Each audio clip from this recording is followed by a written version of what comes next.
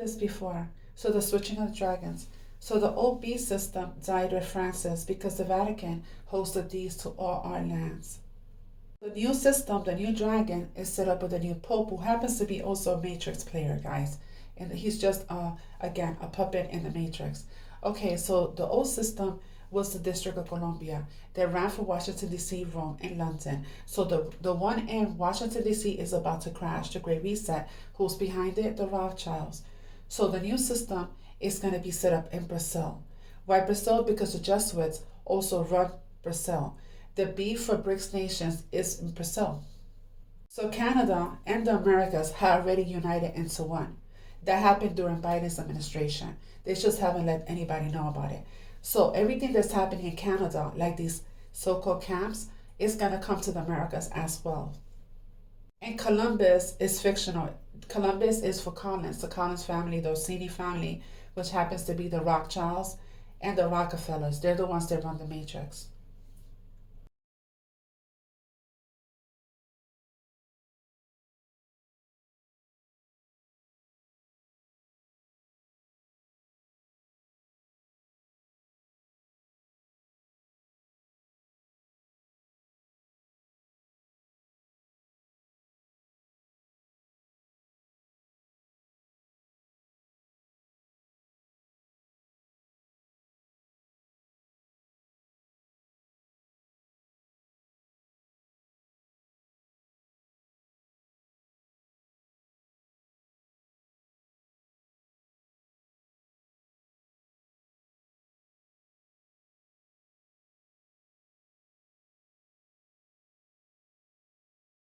So, this is terrifying. A group of military contractors led by Erik Prince, the guy behind Blackwater, just pitched a $25 billion plan to mass deport 12 million people before the 2026 midterms. They're proposing processing camps on military bases, a private fleet of planes, and even a small army of citizens to make arrests. This would mean deporting 500,000 people a month. That's a 600% increase from current levels. If that sounds illegal and dystopian, that's because it is. But they're trying to make it happen anyway. And guess who profits? Private contractors. The same people who cashed in on war now want to cash in on deportations. This isn't just cruel, it's dangerous. We know what happens when governments start rounding people up and putting them in camps. This needs to be called out now. Like and share and comment, please. People need to know this is happening. This hasn't been all by design. Check this out. The Security and Prosperity Partnership of North America, it's a deal that few have even heard of. It was agreed to by Mexico's President Fox, Canada's Prime Minister Martin, and President Bush in 2005. Some wonder why there haven't been public discussions about the goals being pursued. This arrangement, unannounced to the public, unregulated by Congress, merges the United States, Mexico, and Canada into one entity, erasing all borders. Since we're talking about this free trade agreement, there's one line I'd like to change. Which line is that? Well, this one here. It's just getting in the way. Just how much are we giving away in the Mulrooney Free Trade Deal? Our water, our healthcare, our culture? The line has been drawn. Which side do you stand on? Don't let Mulrooney deceive you again. This is more than an election. It's your future. This isn't some trade agreement. It is a total removal of sovereignty from these countries, which will also result in a completely new currency called the Amero. In 1988, Canadian economist and politician Herb Grubel proposed the Amero as an international currency for North America, similar to the euro used in the European Union. With this currency integration, the United States, Canada, and Mexico would gradually phase out the dollar, the loonie, and the peso in favor of a single currency. As fears over the idea of a North American Union grew, politicians took pains to state that there was no plan to create an American version of the European Union. It's quite comical, actually, when you realize the difference between reality and what some people are talking on TV about. This has been in the works for a long time. The politicians have been waiting for the stars to align to fully merge Mexico, Canada, and the U.S. And again, I always say, you don't have to believe me, but I guess time will tell. Okay, greetings patriots, star seeds and light workers. Welcome to 1776 United, and we are in a worldwide and galactic revolution. Now I have some phenomenal news and confirmation, and I'm to be the first or one of the first to announce it. And it's not going to be, it's not going to be for everybody. And I really don't care at this point. But Canada is officially the 51st state. And along with that, they have signed, when I guess Carney had gone down there to do the little shuck and jive with Trump, he was actually there to finish off signing some articles of confederation. And there's a bunch of numbers behind it, and I'm not going to get into that. But he's basically came back up here, and he's basically overseeing the liquidation of some assets that are owed to somebody somewhere, okay? And I don't really know, and I don't really give a shit. But Canada, let me repeat, Canada is the 51st state of the U.S. Republic, okay? Congratulations, we did it. And I'm very, very, very ecstatic about this, because this doesn't only mean we get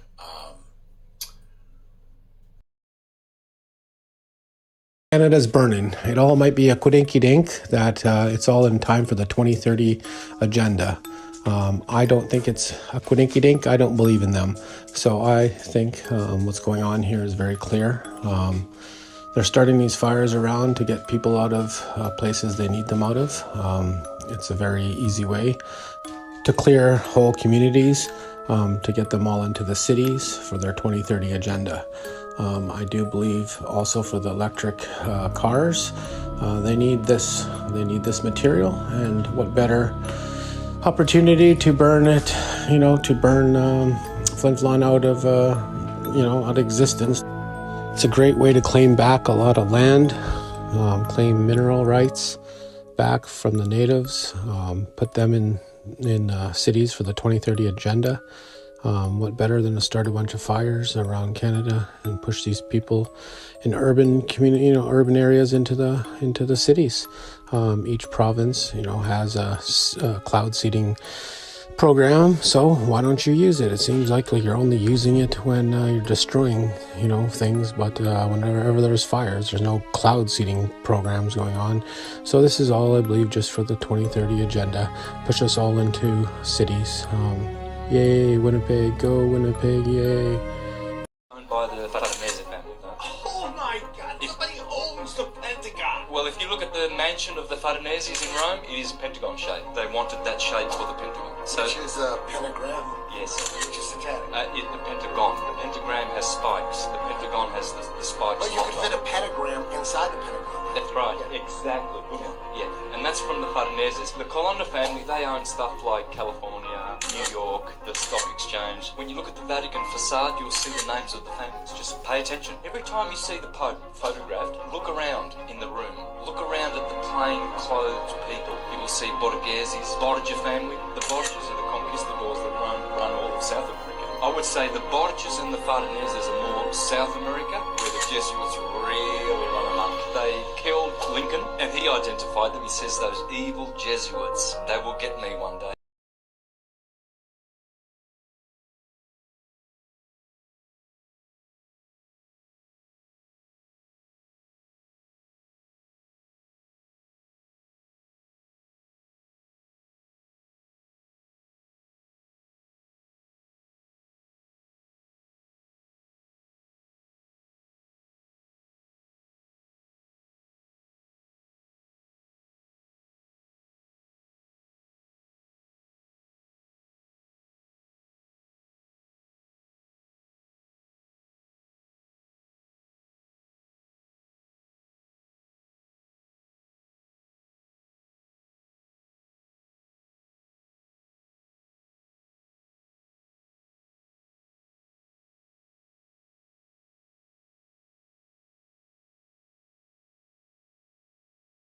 The trouble began, because all of this stuff that I've presented here, it's all been absorbed by the Catholic Church. They made a claim in 1302 in Unum Sanctum, written with blood on the skin of a kid. Do your homework about kid. We call our children kids. On the skin of a kid, and then they put it in their vaults. They curse it with their black magic, satanic black magic, and then guess what? There's no one around to challenge that claim. subsequent to this papal bull, which says basically, you can check it out on Wikipedia, Unum Sanctum, the papal bull. It tells you that the Catholic Church basically put on that with blood, that they own the world, all the chattel, all the souls, all the titles of properties and everything, and that's that. And that's how they've been doing business with their Jesuit army ever since. And they turn up in court when you go to court and you think you're getting justice. It's a business. It's all corporate. It's a corporate monstrosity. And remember the word corpse, that's all it is. This is not a republic or anything like that, or a constitution. You have no rights,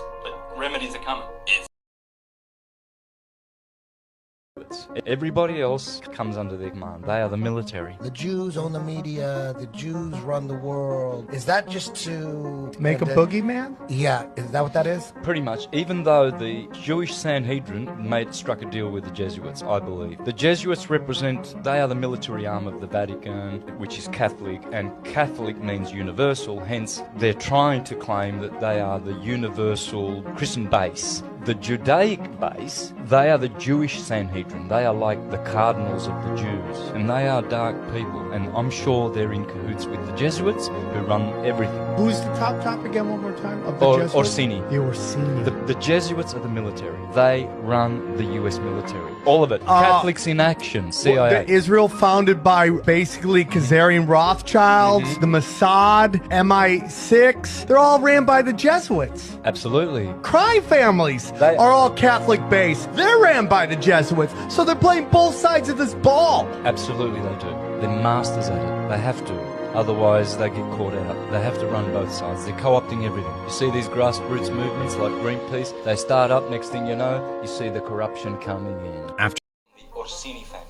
Roth means red in German, and the Orsini means red, little red bears. The Grey Pope is Pepe Orsini. He trumps the black, he trumps the white Pope. The Grey Pope is even higher than the Black and the White Pope. The Orsini is the Maxima family. They are on top. And somehow they've trumped the Colonna and the Farnese, which I know, without any doubt, through all my studies, that they are the three most powerful Illuminati. What about Rothschild and Rockefeller? Well, they are Orsini. They just changed their name. Rockefeller were Rothschilds. Rothschilds were Orsini. Orsini were a family which have their bloodlines in Babylon and Egypt. They tell you that. The Rothschilds say that. We go back to Nimrod. So Rockefeller, Rothschild, Orsini, and then we go back to the Persian and Egyptian dynasties. And what is the name of the top family? Orsini would be on top now because they're called the Maxima. Under them would have to be the Collins, the Colonna, the Columbus families. It's the Venetian funds that they created.